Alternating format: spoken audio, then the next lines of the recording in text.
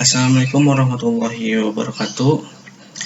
Di kesempatan kali ini kami dari kelompok 9 akan mempresentasikan materi yang telah kami buat mengenai peranan teknologi informasi supply chain management atau SCM, di mana materi ini dan video ini dibuat untuk memenuhi salah satu tugas mata kuliah supply chain management SCM dengan dosen pembimbing mata kuliah yaitu Bapak Miki Wijana, ST, MKom, MH.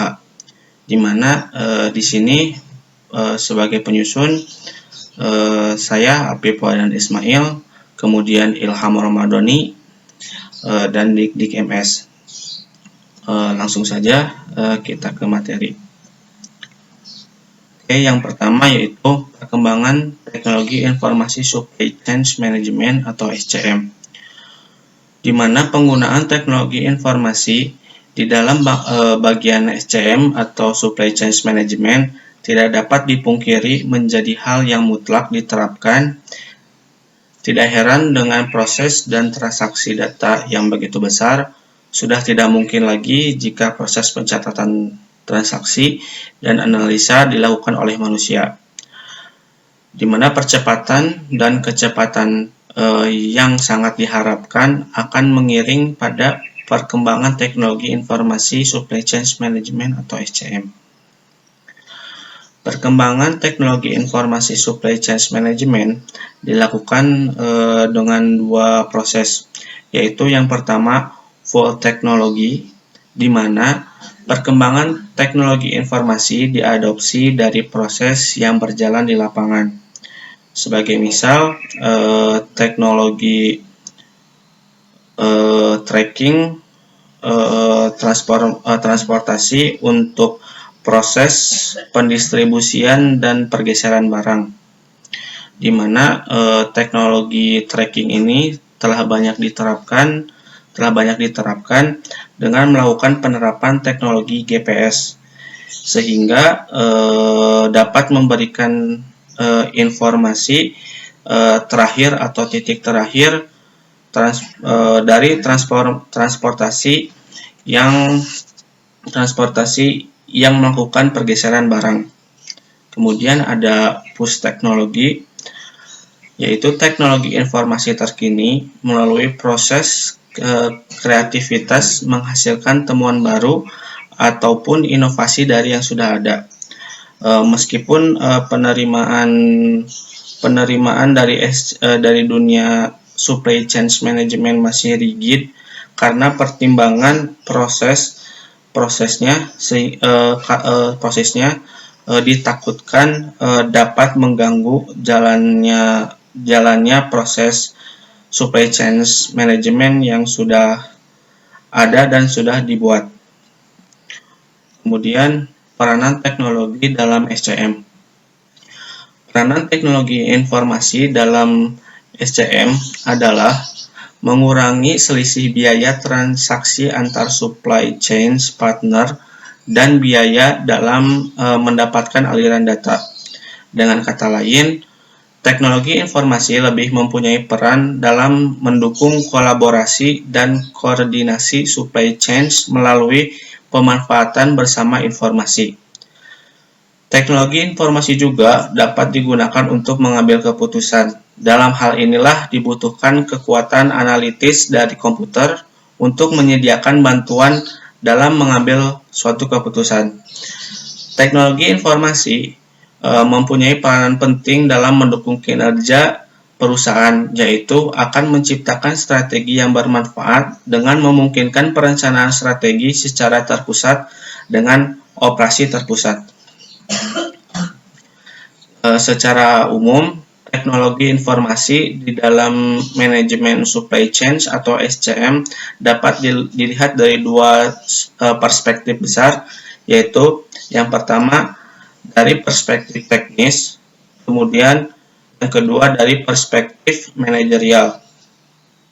Yang pertama dari perspektif teknis, lihat dari sisi teknis ada dua teknologi informasi yang harus dipenuhi, yaitu yang pertama fungsi penciptaan, di mana teknologi informasi harus menjadi medium atau sarana untuk mengubah fakta-fakta atau kejadian sehari-hari yang dijumpai dalam bisnis perusahaan ke dalam format kuantitatif. Yang kedua, teknologi harus mampu mengubah data mentah yang dikumpulkan menjadi informasi yang relevan bagi setiap penggunanya. Kemudian yang ketiga, hasil dari pengambilan keputusan akan memberikan berbagai dampak langsung maupun tidak langsung terhadap kinerja bisnis informasi. Kemudian yang kedua, fungsi penyebaran. Yang pertama, gathering, yaitu TI atau teknologi informasi harus memiliki fasilitas yang mampu mengumpulkan entitas-entitas. Yang kedua yaitu organizing. Teknologi informasi harus memiliki mekanisme baku dalam mengorganisasikan penyimpanan entitas-entitas tersebut di dalam media penyimpanan. Kemudian selecting, di mana teknologi informasi harus menyediakan fasilitas untuk memudahkan pencarian dan pemilihan. Kemudian ada synthesizing, yaitu teknologi informasi membutuhkan lebih dari satu entitas untuk memudahkannya melihat situasi bisnis perusahaan. Kemudian yang terakhir yaitu distributing, di mana teknologi informasi harus memiliki infrastruktur yang dapat menyalurkan berbagai entitas dari tempat penyimpanannya ke pihak yang membutuhkannya. Kemudian dari perspektif manajerial, ada 4 peranan yang diharapkan oleh perusahaan dari implementasi efektif sebuah teknologi informasi atau TI, yaitu yang pertama minimize risk atau meminimalisir risiko, di mana setiap bisnis pasti memiliki risiko, terutama yang berkaitan dengan faktor-faktor keuangan. Pada umumnya, risiko berasal dari adanya ketidakpastian dalam berbagai hal dan aspek-aspek eksternal lain yang berada di luar kontrol perusahaan. Sebagai contoh, yaitu kurs mata uang yang fluktuasi, perilaku konsumen yang dinamis, jadwal pemasukan barang yang tidak selalu ditepati atau tidak tepat waktu, kemudian jumlah permintaan produk yang tidak menentu, dan lain sebagainya.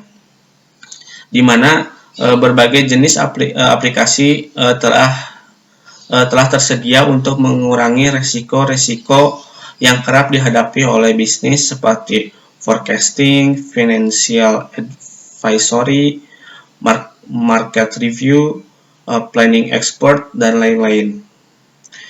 Kemudian problem-problem klasik inventory seperti permasalahan lead time, stok barang, dan jalur distribusi pun telah tersedia aplikasinya, yang biasanya menggunakan pendekatan simulasi.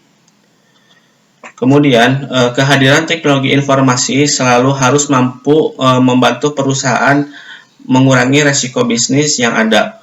Perlu pula menjadi sarana untuk membantu manajemen dalam mengolah risiko atau managing risk yang dihadapi sehari-hari. Kemudian yang kedua yaitu reduce cost. Teknologi informasi menawarkan perbaikan efisiensi dan optimalisasi proses bisnis di perusahaan. Adapun beberapa di antaranya yaitu eliminasi proses, simplifikasi proses, integrasi proses, dan otomatisasi proses. Yang pertama yaitu eliminasi proses. Implementasi berbagai komponen teknologi informasi akan mampu menghilangkan atau mengeliminasi proses-proses yang dikira tidak perlu atau bisa dikatakan non-value add proses. Sebagai contoh, penyediaan ATM untuk mengurangi antrian nasabah di kasir masing-masing bank. Kemudian call center untuk menggantikan fungsi layanan pelanggan yang menghadapi keluhan. Kemudian ada simplifikasi proses. yaitu berbagai proses yang panjang dan berbelit-belit dapat disederhanakan dengan mengimplementasikan berbagai komponen teknologi informasi. Sebut saja rangkaian proses permohonan kredit di bank sebagai contoh, hingga persetujuannya, di mana persetujuannya biasanya harus melalui beberapa meja atau melewati beberapa meja. Kemudian dapat dipersingkat dengan menggunakan aplikasi internet atau sebagai contoh lain yaitu proses transfer uang dari satu bank ke bank lain yang biasanya kerap harus mengantri di kasir. Sekarang kita dapat melakukannya melalui situs bank tersebut atau bank terkait yang telah tersedia di internet. Kemudian ada integrasi proses. Integrasi proses yaitu teknologi informasi juga mampu melakukan pengintegrasian atau penggabungan beberapa proses menjadi satu sehingga terasa lebih cepat dan praktis. Di mana secara langsung dapat meningkatkan kepuasan pelanggan. Sebagai contohnya di sini yaitu proses permohonan izin mengemudi, di mana di negara maju rangkaian proses pengambilan seperti foto, sidik jari, tanda tangan, penimbangan berat badan dan pengukuran tinggi badan telah dilakukan secara simultan, di mana seorang pelamar tidak harus menghabiskan waktunya untuk melakukan antri dari satu tempat ke tempat lainnya untuk melakukan rangkaian kegiatan yang telah disebutkan di atas. Tetapi hanya cukup berdiri di suatu tempat dengan posisi tertentu sehingga proses pemotretan, pengambilan sidik jari, penimbangan berat badan dan pengukuran tinggi badan dan pengambilan penandatanganan dapat dilakukan secara bersamaan. Ini dimungkinkan karena adanya perangkat digital atau teknologi informasi. Kemudian ada otomatisasi proses, yaitu mengubah proses yang tadinya manual menjadi otomatis, di mana otomasi proses ini merupakan tawaran yang klasik dari suatu teknologi informasi. Sebagai contohnya yaitu aplikasi robotika di industri manufaktur untuk menggantikan manusia. Kemudian Fuzzy Logic untuk menggantikan fungsi berbagai mesin dan peralatan, ataupun sebagai contoh lain scanner untuk menggantikan fungsi mata manusia dalam meletakkan atau mencari barang di gudang, dan masih banyak lain contohnya. Kemudian yang poin ketiga yaitu dari perspektif manajerial, yaitu menciptakan value. Itu menciptakan value bagi pelanggan perusahaan. Tujuan akhir dari penciptaan value tidak sekadar untuk memuaskan pelanggan atau customer satisfaction, tetapi lebih jauh lagi untuk menciptakan loyalitas, yaitu customer loyalty, di mana kemampuan menciptakan relasi secara one-to-one antara perusahaan dengan pelanggan merupakan kunci dalam menjalin interaksi yang bermanfaat di mata pelanggan.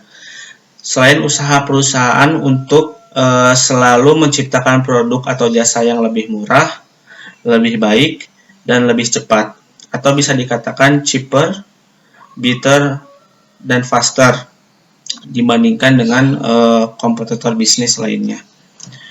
Oke, mungkin cukup sekian penjelasan dari saya. Kemudian akan materi selanjutnya akan dibacakan atau dilanjutkan oleh Bapak Dik MS. Waktu dan tempatnya dipersilahkan. Assalamualaikum warahmatullahi wabarakatuh. Terima kasih Kang Apip untuk presentasinya. Saya teruskan untuk perspektif manajer yang keempat, Creative New Realities. Perkembangan teknologi informasi terakhir yang ditandai dengan pesatnya teknologi internet telah mampu menciptakan suatu arena bersaing baru bagi perusahaan, yaitu di dunia maya tentunya. Berbagai konsep e-bisnis, e-commerce, e-procurement, e-customer, dan e-loyal merupakan cara pandang baru dalam menghadapi mekanisme bisnis di era globalisasi informasi. Perspektif manajerial, kreatif new realities, channel enchantment. Bagaimana teknologi informasi menyediakan kanal-kanal atau cara-cara baru dalam menjalani relasi antara para pelaku bisnis yang kesemuanya terkoneksi dengan arena bisnis baru di dunia maya tanpa mengenal kendala waktu dan ruang. Value chain integrasi.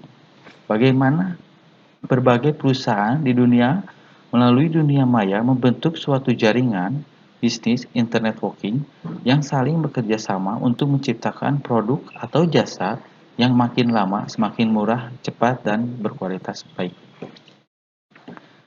Industri transformasi.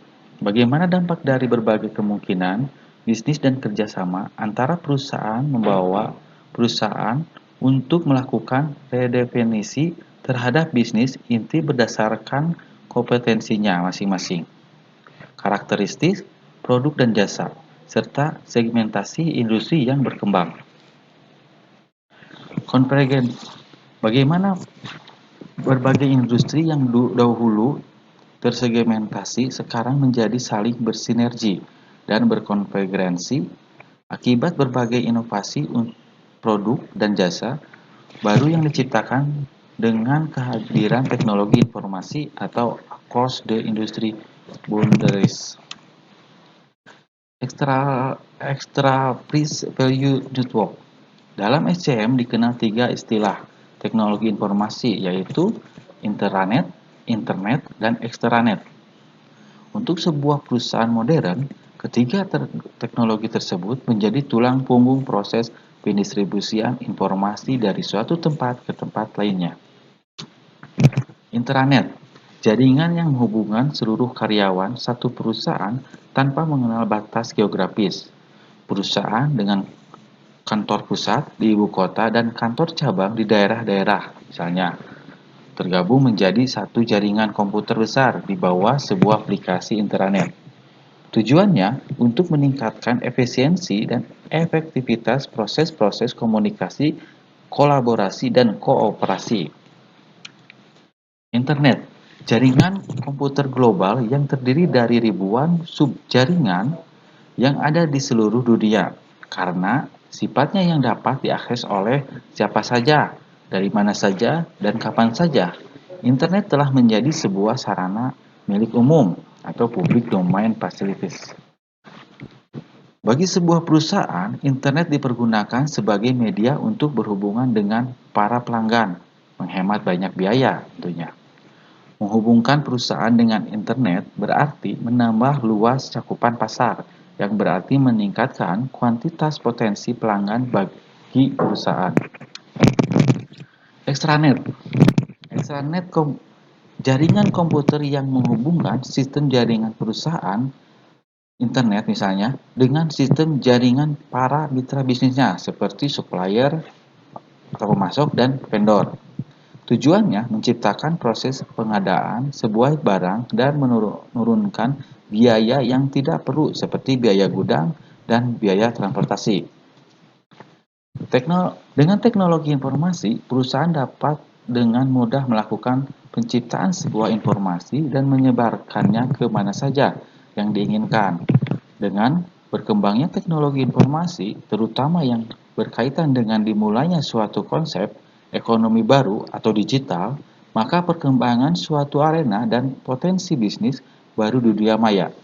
Konsep manajemen e-bisnis memberikan banyak sekali kemungkinan dan peluang baru yang belum pernah terpikirkan sebelumnya. Prinsip e-commerce, e-procurement, e-customer, e-market merupakan manifestasi dari terselenggaranya ide-ide bisnis baru di internet. Melengkapi jaringan intranet, internet, dan extranet, Ada e-supply chain management, ESCM, e-customer relationship management, CRM. Ada bagannya seperti ini, bagannya untuk supply chain management dan customer. Jaringan yang telah dilengkapi dengan kedua jenis aplikasi ini dinamakan Extra Fish Value Network (EVN) oleh PricewaterhouseCoopers. ESCM, konsep manajemen di mana perusahaan berusaha memanfaatkan internet dan teknologi untuk mengintegrasikan seluruh mitra kerja perusahaan, terutama yang berhubungan dengan sistem pemasok bahan-bahan atau sumber daya yang dibutuhkan dalam proses produksi. CRM merupakan kebalikan dari ESCM, yaitu perusahaan memanfaatkan internet dan teknologinya untuk mengintegrasikan perusahaan dengan seluruh calon konsumen maupun pelanggannya. Sekian dari saya. Untuk selanjutnya, untuk Kang Ilham, dipersilakan. Assalamualaikum warahmatullahi wabarakatuh. Terima kasih sebelumnya kepada Pak Dik-Dik sudah mempersilahkan saya melanjutkan pembahasan materi yang akan saya bacakan, yaitu perbedaan ESCM dengan extranet. Apa sih perbedaannya? Yaitu sifat teknologinya. Kalau dalam extranet, biasanya hubungan yang terjadi adalah eksklusif, yaitu antar perusahaan yang satu dengan perusahaan lainnya. Maka, di dalam ESCM, hubungannya lebih terintegrasi dan bersifat holistik. Beberapa mitra terintegrasi menjadi satu jaringan terpadu. Perbedaan ICRM dengan konsep jaringan internet. Pada umumnya, ICRM lebih diarahkan untuk mencoba menjalin hubungan atau relasi yang interaktif antara perusahaan dan masing-masing individu pelanggannya. Tujuan akhir dari ini ialah untuk menjamin kepuasan dan loyalitas pelanggan. 3 prinsip dasar dalam e-supply chain management. 1. Melihat bahwa hakikat informasi harus merupakan pengganti atau substitusi dari keberadaan inventor. Biaya terbesar rata-rata perusahaan. Maka informasi harus diperlakukan sama dengan manajemen inventory, yang berkaitan dengan kapan informasi relevan harus dimiliki, dan seberapa detail informasi yang harus direpresentasikan. 2. Unsur biaya, kecepatan, dan kualitas. Persaingan yang sesungguhnya terletak pada kecepatan dan ketepatan informasi. Aspek online menjamin adanya hubungan terintegrasi antara semua pihak yang terkait. Aspek real time menjamin bahwa informasi yang dipergunakan untuk mengambil keputusan adalah yang paling mutakhir, up to date. 3. Manajemen harus menganggap bahwa relasi antara mitra bisnis merupakan aset strategis perusahaan yang harus dibina sungguh-sungguh. Tidak ada yang lebih penting daripada kepercayaan dan sikap profesionalisme yang harus selalu dijaga keberadaannya. Komponen konsep e-supply chain management. 1. Supply chain replenishment. Proses yang berkaitan dengan bagaimana para pemasok saling bekerja sama, menyediakan produk-produk atau bahan yang dibutuhkan oleh perusahaan sedemikian rupa sehingga memenuhi target permintaan dan service level yang telah dicanangkan. Yang kedua, collaborative planning.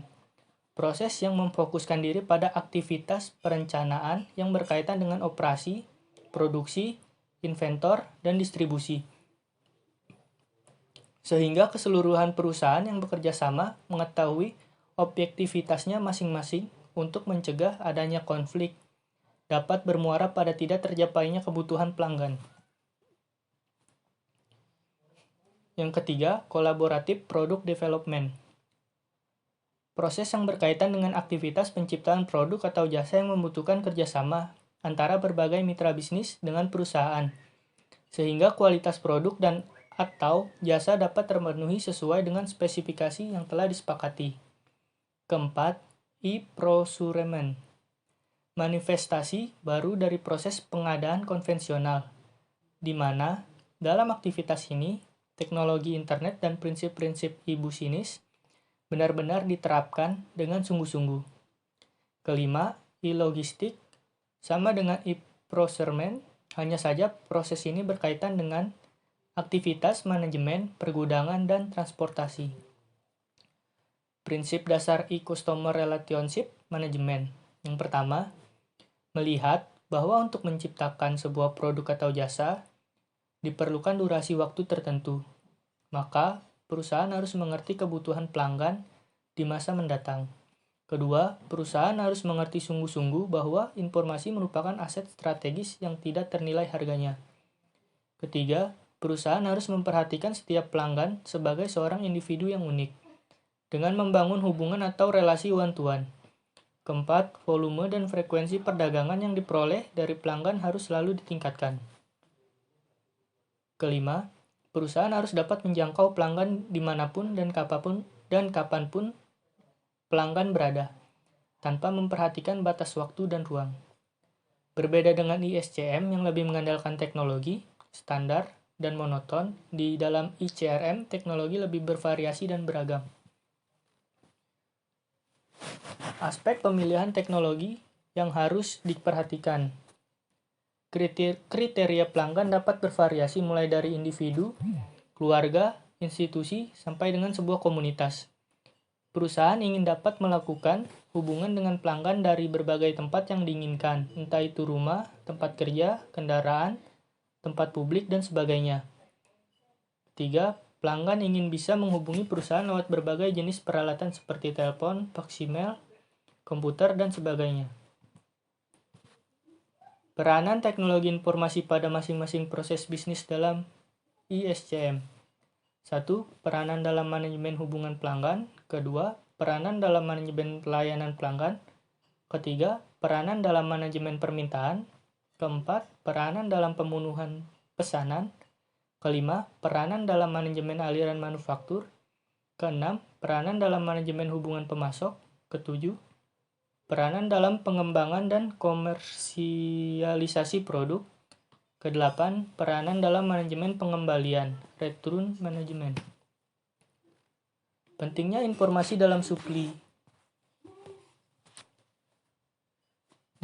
chain, informasi sangat penting untuk kinerja supply chain atau rantai pasok, karena informasi menjadi dasar pelaksanaan proses rantai pasok dan dasar bagi manajer dalam membuat keputusan.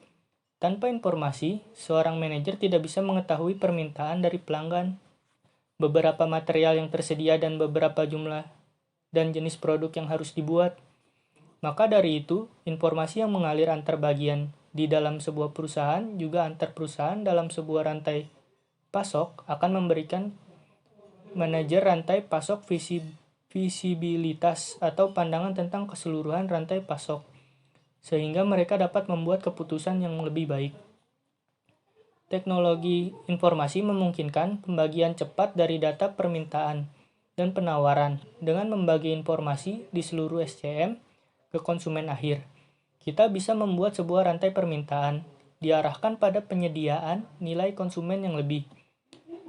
Tujuannya ialah mengintegrasikan data permintaan dan suplai jadi gambaran yang akurasinya sudah meningkat, dapat diambil tentang sifat dan proses bisnis, pasar, dan konsumen akhir.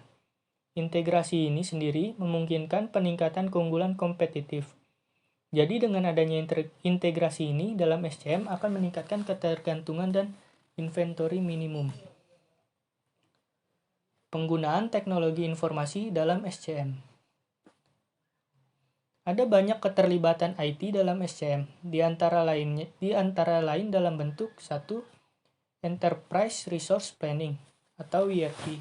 Kedua, Inter-Organization Information System atau EOIS.